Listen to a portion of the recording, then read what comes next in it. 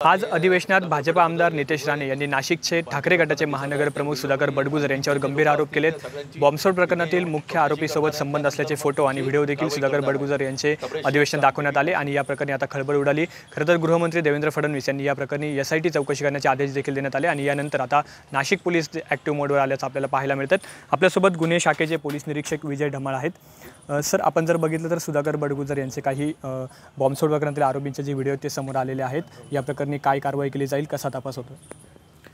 Video आत्ताच आपल्या समोर आलेले आहेत। आपण त्या अनुषंगाने या व्हिडिओमध्ये जे इसम आहेत ते कोण कोण आहेत त्यांची ओळख पटवून त्यांना प्रत्येकाला चौकशीला बोलून सदरचा व्हिडिओ कधीचा आहे, केव्हाचा आहे, कुठला आहे यावर योग्य तपास केला जाईल। तपासानंतर त्यामध्ये काय कायदेशीर कारवाई करता येईल त्याप्रमाणे आपण ती कायदेशीर कारवाई करण्याची तपासानंतर दिशा ठरवू आपण त्यामध्ये। सर, या प्रकरणात एका मटाले नामक व्यक्तीला ताब्यात घेतल्याची माहिती मिळते, त्याच्याकडून काही माहिती मिळाली का?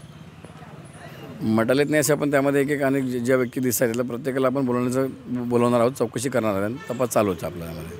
या व्हिडिओतील जे मुख्य म्हणजे आरोपी आहेत संशयित सुधाकर बडगुजर यांना देखील बोलवलं जाणार आहे? नक्की बोलावं लागणार, त्यामध्ये त्यांचं जे नाव आहे त्यामध्ये तर त्यांना ते बोलावं लागणार आणि बोलवणारच आहोत आम्ही त्यांना, त्यांच्याकडे चौकशी करणार आहोत।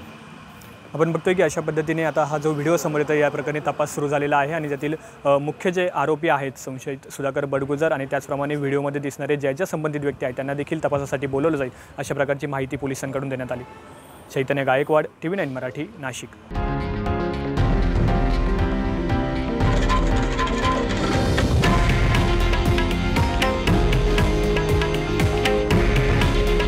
हे आहे देशातील नंबर 1 न्यूज नेटवर्क आणि आपण पाहत आहात TV9 मराठी।